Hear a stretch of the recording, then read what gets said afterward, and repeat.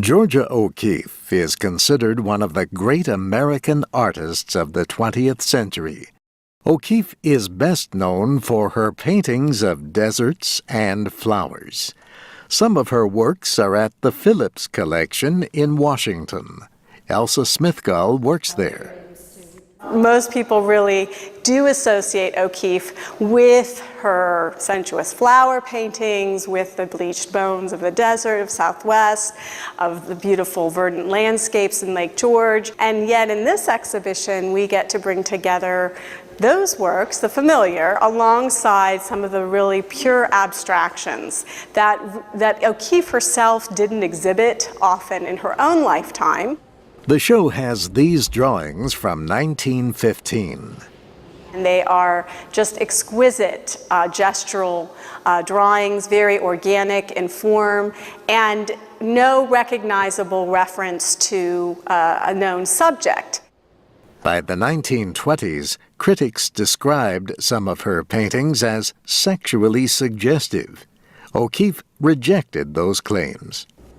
Well, I think that the sexualized reading of her work she fervently resisted in its time. When it really first surfaces in the 20s, she really spoke out strongly against it and has said that she was making a concerted effort to shift her focus in her work towards more recognizable subject matter as a way to try to steer the critics towards another kind of reading of her work.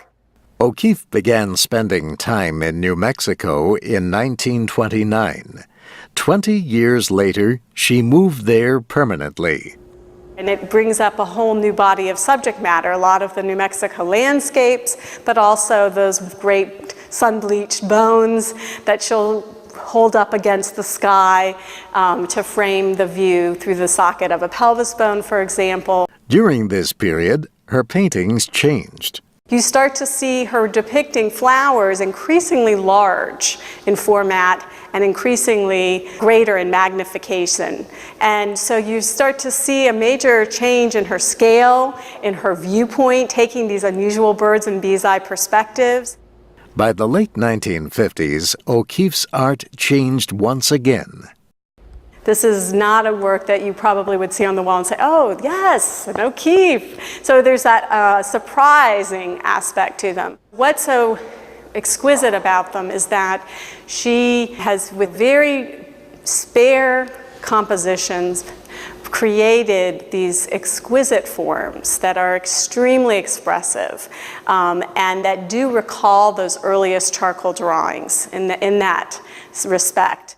Georgia O'Keeffe's later paintings excited a younger generation of artists, and her work continues to interest art lovers around the world. I'm Steve Ember.